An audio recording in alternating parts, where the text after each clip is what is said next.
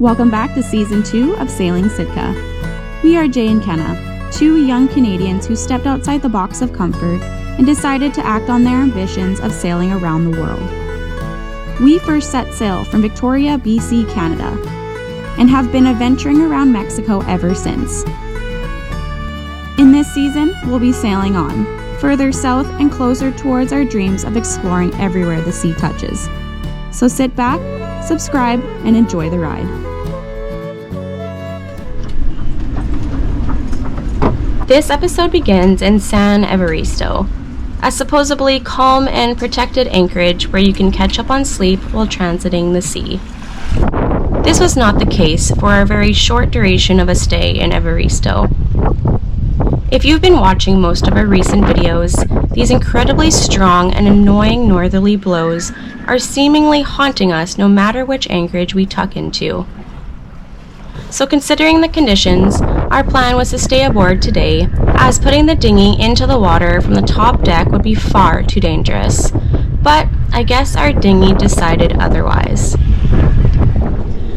I think you guys can probably hear the wind, but we were just chilling, like we're hunkered down here, so we were just chilling, laying down, and we heard like the biggest crash. And so we ran out and the freaking dinghy flew off the deck. It was completely down on the deck and it flew off, went all the way onto the starboard side by our cabin and was just hanging there, like it looked like it was scratching the hull. And then so we had to run to it and we lost both oars inside the dinghy. It's a fucking nightmare because like we need these fucking oars for everything. Like we land the dinghy with them a lot of times when it's beaches. You're not motoring all the way in. And like oars are not cheap. I have no idea, like it's so windy. Like the dinghy was completely down and it literally just got picked up, thrown off the boat. Like it's like it's not light. No. Like I mean it's like 100 pounds and it's like on the bottom, like there's like little windage. Normally we keep it up to keep fucking air funneling in the V-berth, but we've had the hatch completely closed, like only this much open just to leave electrical wires going out for the solar panel, and that's it, and the dinghy right on top of it. And like we were sitting down and like all I heard is like huge fucking bang on the rigging, and I went out and the dinghy's like flying, and like I saw the one that the oars probably had already fallen, I saw the other one just go in, and obviously they make these things so they don't fucking float because they're idiots. But yeah, also that's super like true. We're in 25 feet deep here, and I can't dive that deep. I'm not like fucking Aquaman, so I can't do it. I know a lot of people can, but I can't. And I don't have gear, and like we're not diving in these conditions anymore. Oh.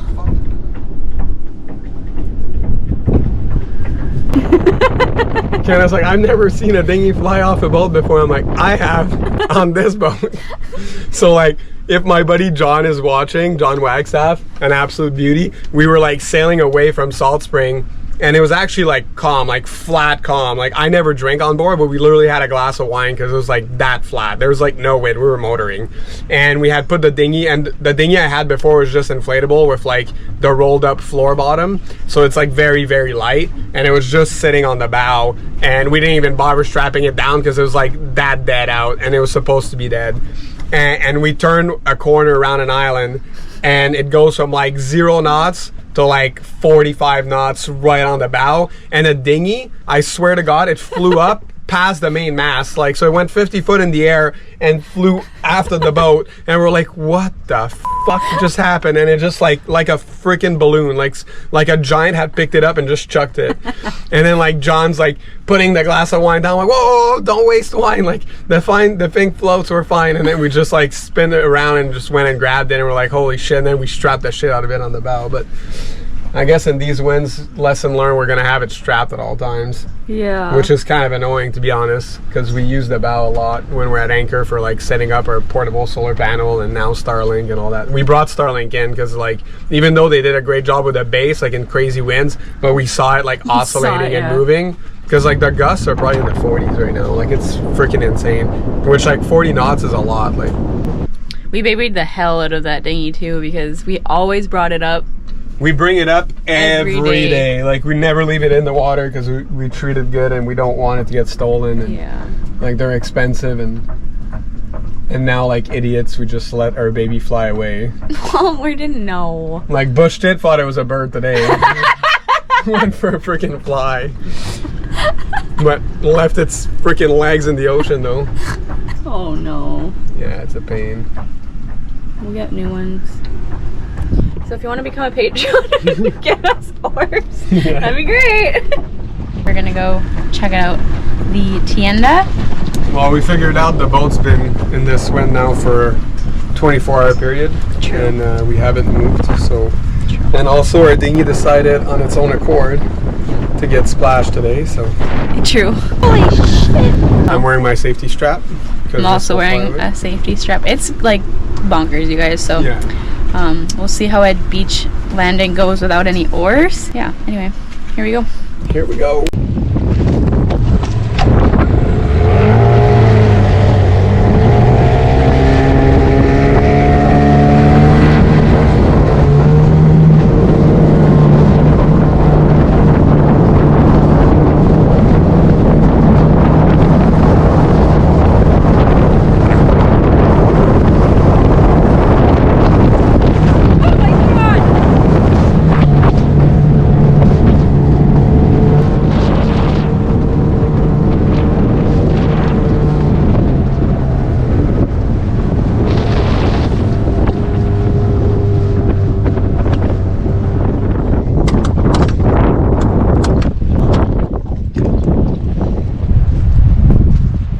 And that's the desalination plant, this building here. Oh. It's Sunday, so. We were hoping once we got to shore we would be more sheltered from the wind, but that was not the case. In fact, it was slightly worse because of the sand blasting at our bare and exposed legs. We walked around for a short while and explored the little there was to explore. This small fishing village seemed very inactive, and the only interesting thing we came across was a dead and very inflamed eel, which was washed ashore on the very south end of the beach. After receiving some very odd vibes from this bay, we decided it was time to pack it all up and move along. Good morning, beautiful morning, finally here in Evaristo. We're picking up the hook today. For this sail, we have a special guest.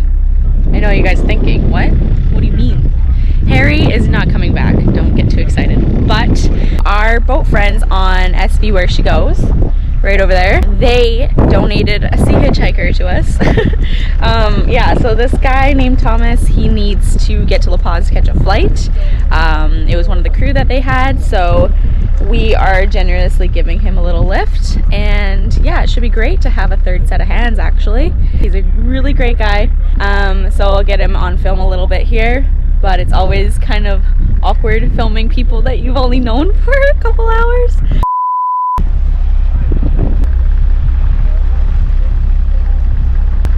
Oh my god, that's so cool! Yeah, let's get going.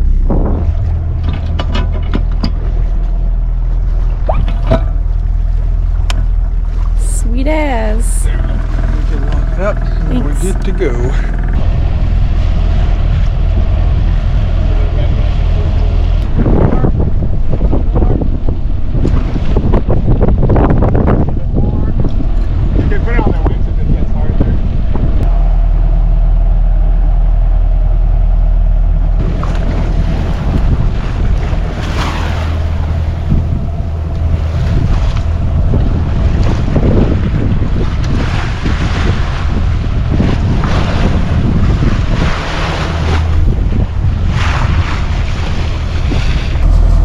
Jay is teaching Thomas how to set the pole, which is really cool. Jay's always wanted to have like a like an older vessel to teach people how to sail on, and I think he's kind of living in that right now. So let us know in the comments down below if that's something that he should do, and that if that's something you would join.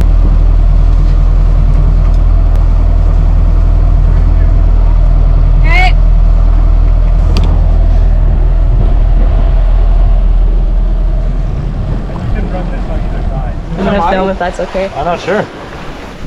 See if I can spot it. The fish though. I'll bring the Fish on! Thomas spotted it. The best fishing line around. Yeah.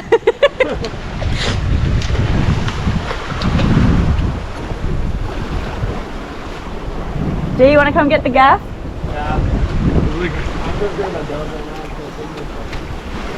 Sorry about our shit line. That's amazing. I love it. coral disc too, so we don't have. Is it a mine?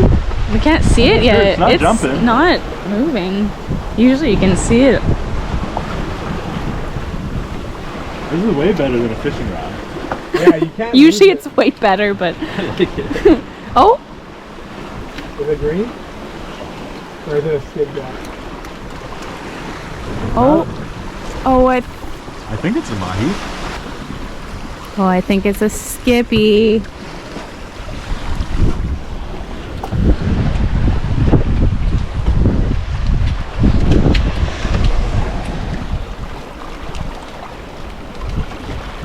It's going deep though. It's a skip. It's a skid jack? Yeah. They're not my favorite. They're No, not my we favorite. put We them back up. release them. They don't taste good. Oh yeah, it's skid jack. Little Well, chicken. we'll see if there's. Oh yeah, there's lines on it. It's a skid jack. Because Benito looks almost the same. Hey guy. All right, we'll put you back, hombre. You meet your friends, the Mahis.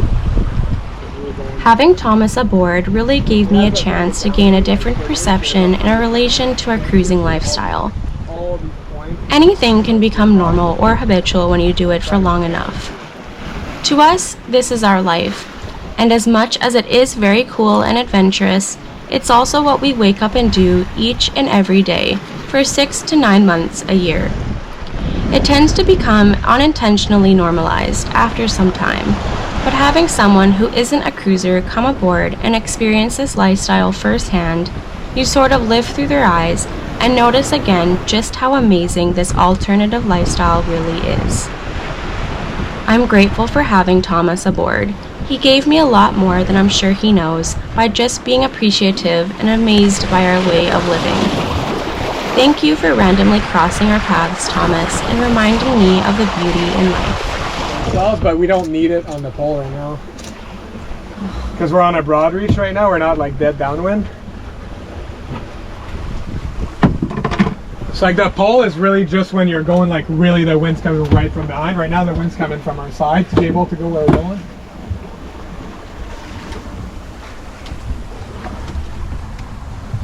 See, now we're going right on the course we need to go. And we're going over 5 knots. How many knots if you're just motoring? Cruising. 5 to 6. Yeah. We could go like 6.5, but then we're burning. Once you pass the cruising RPM towards the over 2400, you're just burning so much more fuel. We just go that little bit, it doesn't make sense. Yeah, the wind's supposed to pick up towards like the later it goes, and then it dies up tonight, so you should have like a good sleep. Jay has many go-to meals while we are underway, but a common breakfast one are his famous crepes. Jay, being from Quebec, loves his crepes. And as much as I love a crepe here and there, I'm a French toast girl through and through. Comment down below if you were given the option to have crepes or French toast for breakfast, which would you choose?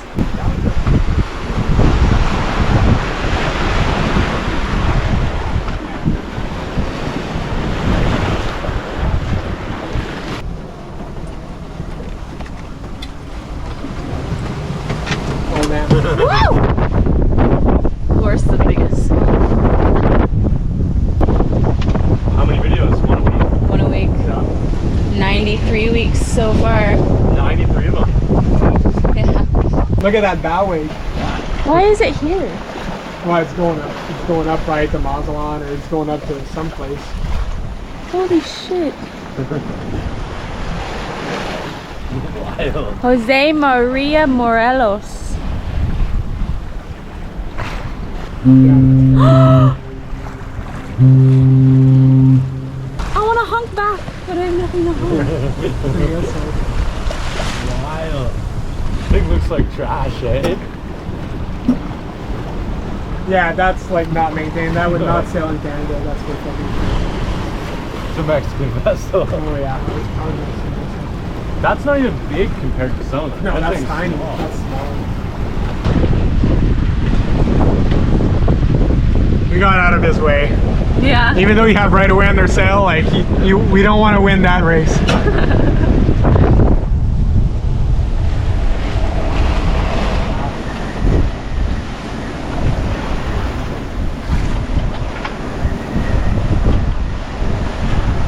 That wave there, like when you're on it, when it's breaking like that, it's like you get slapped.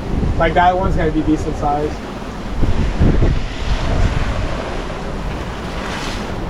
Oh, I like that. Yeah. I like that. I like that. And that's why, like when it's like this, I prefer like steering with that wind vane because then I can manage the range a bit.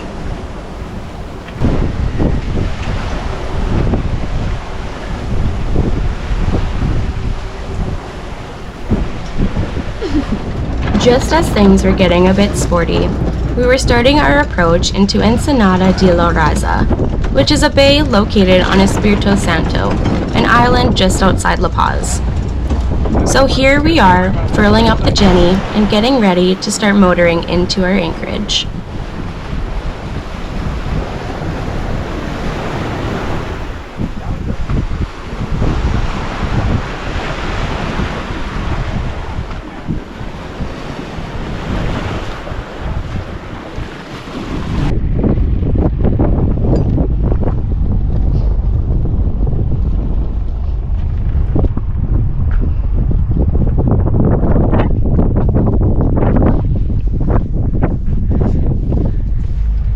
This is insanely clear.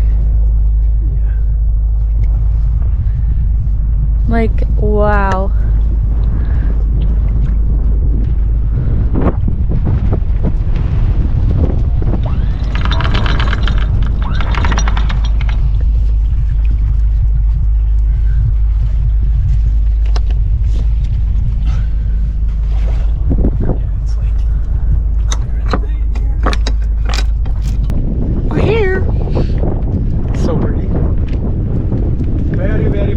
Once anchored, we cracked a cold one, as most sailors do when the hook is dropped, and admire one of the most intense sunsets we've ever seen. The sky gradually lit on fire and the sea faded from blue to red. This lasted for what seemed like hours, and we really felt extra grateful to be in this exact spot, witnessing the sky being painted such beautiful colors.